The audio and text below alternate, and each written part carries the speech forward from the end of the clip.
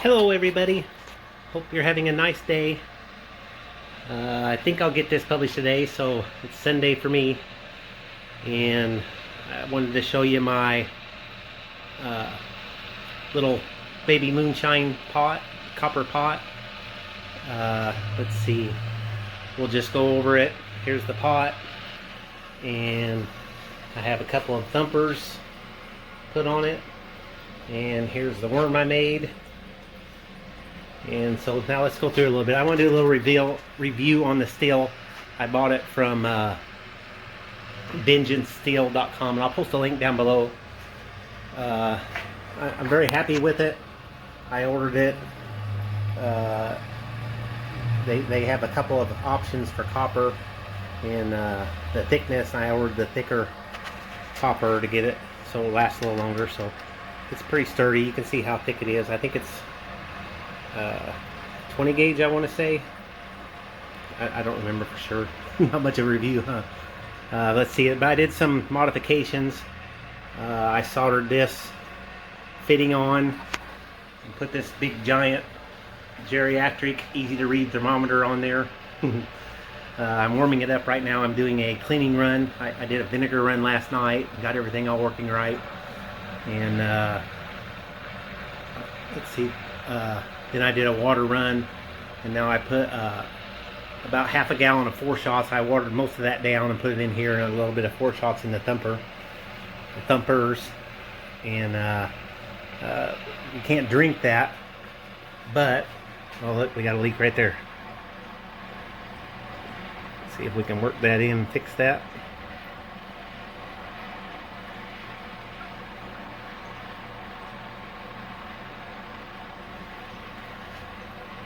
Looks like no. I'm gonna have to shut down and fix that real quick.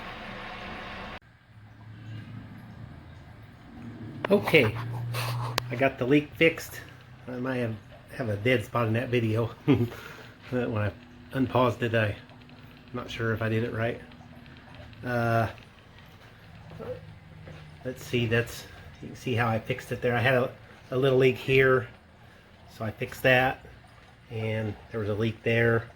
I just kind of scooped that out. It was still kind of fresh. It wasn't hardened completely yet, so then put new in there, new flour paste, which is this stuff right here. It's just flour and water mixed up. It's kind of like the consistency of pizza dough. It's a little tiny bit sticky, but it's not so much that you can't work with it. That's the way I like to use it. And you can make that out of oatmeal or all kinds of different stuff.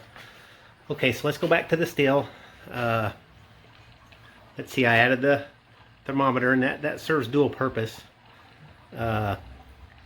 Besides just an easy to see thermometer.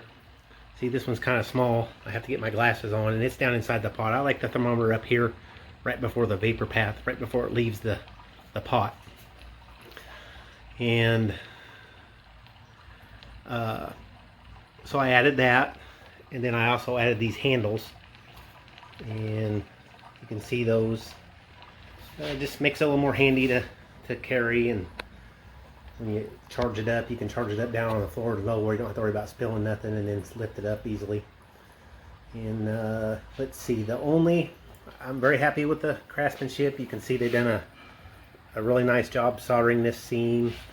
That all looks good. Everything's all nice and tight. The only thing I don't like is this.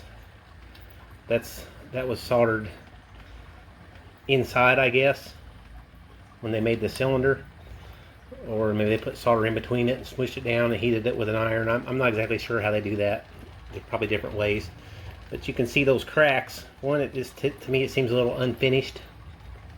I wish they would have soldered that shut. And right here, you have to take your paste and really work that in there, or it's a leak point. So kind of trivial, I guess. And see, kind of same thing here. I wish that was a nice bead of solder closing that up, which I'll probably go back and do that myself later. But other than that little issue, which really has nothing to do with how the steel runs, it works great. Everything they've done was soldered up, non-leaking from the get-go, so very happy with that. And let's see, I added, they kind of stepped it down to a 1/2 inch outside diameter pipe, and I wanted a 1/2 inch inside diameter pipe. So I cut their end off and put this fitting on. And as you can see, then I can make it go and do where I want it to go. So I turn down and go into my first thumper. And what happens is the vapors out of this go into this thumper and they heat that. And so that's actually like a little still. And then they come back out and down into this one, and then they'll heat this one. And then it goes through the worm. Let's see, these are just drains I put on there, and I use a little copper wire to stabilize the coil. So it's nice and sturdy in there. And it makes little drains so the overflow goes where I want it to go instead of where it just wants to go out of the bucket if it's not sitting right. It may end up running out over here down onto my pipe and into my catch jar, which isn't so good. So it gives me a little control over that. In hindsight, I really wish I would have. This was a 10 feet piece of copper coil that I got from Home Depot, and I wish I would have cut 2 feet off, because I started with the coils a lot bigger in the bucket, but by it being so long, I made it not enough angle or pitch, however you want to say it, for the stuff in the pipe to have the gravity help it flow out.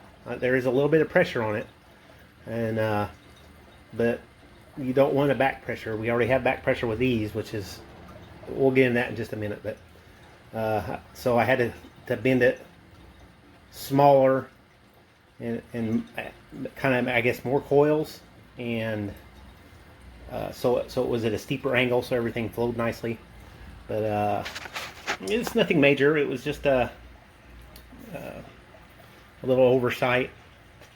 Like I said, if I would have cut it off a little shorter, 2 foot shorter, I could have made the coils bigger and less coils, and it still would have been plenty to cool it, and it would have, less coils would have been more of an angle for the whiskey to flow down, or alcohol, whatever you want to say. But let's see what we're collecting now. This is all 4 shots. This is all methanol and acetone that I've saved, and I use it for charcoal grill lighter, and then we use it for cleaning sometimes too, but it's kind of stinky. But this is just to clean anything out that the vinegar run and the water run didn't get, like any solder residue or anything that got missed. This will clean all that out, and I'll get all this same stuff back. Excuse me, all this same stuff back, even though I had to water it down the pot because it was too high proof to distill like it was. And if y'all saw that leak, had this been leaking over an open fire, that was pretty high proof alcohol running right down into a fire. So having an electric heat source is something that's pretty handy. A lot safer, especially if you're doing it indoors. Let's see, what was we going to get to? Oh, okay, a pot still is an open system, so it would just come out of this and straight into the worm over there with no restrictions, and it would just flow out. Now we've created a closed system because this runs into the first thumper, and that's under the, I'm using alcohol here, and then it's going to go into the second thumper, and that's even more alcohol. So we've got a water column pressure. So every inch or whatever that you're underwater, it's called water column, and it's measured, and that translates to like a quarter of a psi or something like that. Maybe not even that, but I didn't look that up before I started talking, and I don't remember what it is. But you are creating pressure, so running it this way has a little more hazards than running it as an open system. So if you want to get into distilling, keep that in mind before you start adding thumpers. And there's volumes. It's 1/3 or 1/4 to your pot. So you need to kind of stick to those to operate efficiently and safely. If you had a whole bunch of water in here, that would have more pressure in here. And then there's another thing that can happen, which is the second reason why I had this thermometer. When you shut the heat off to the still, it'll create a vacuum. and that can implode your steel. It's a pretty strong vacuum. If your steel's strong enough that it won't implode it, it could make all of this run out and back into the steel, which could cause hot liquid to go everywhere. I mean, there's just a lot of, so the way to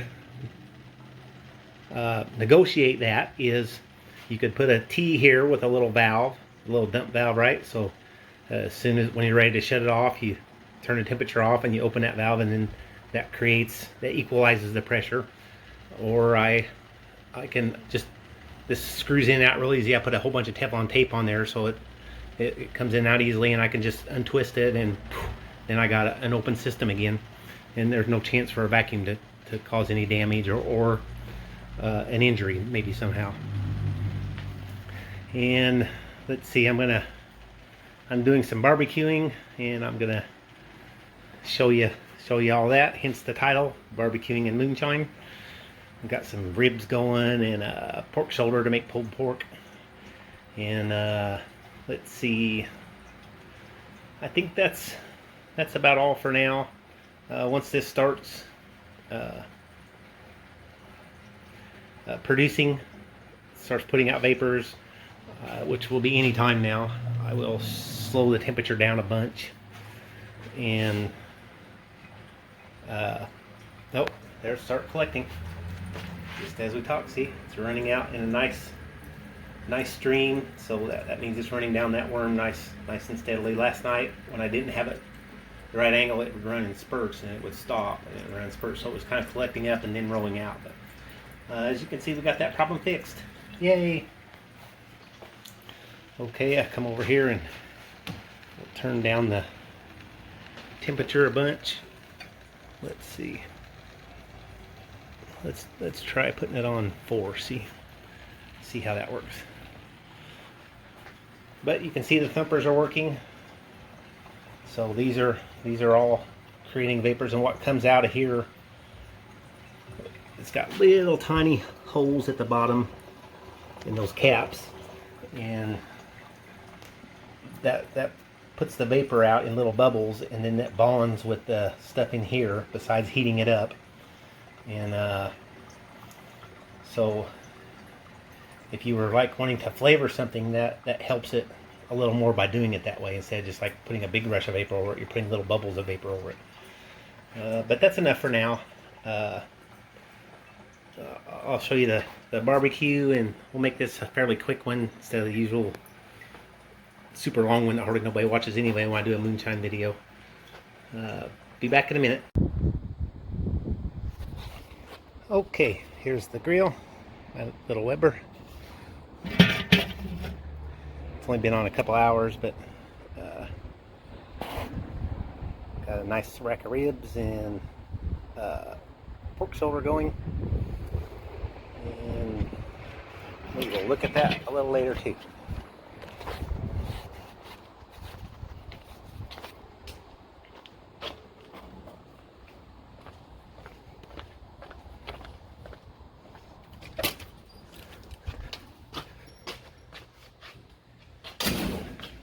Check out how we're doing in here. It looks like I turned it down a little too far. See, it's just barely dripping. So let's add a little more temperature.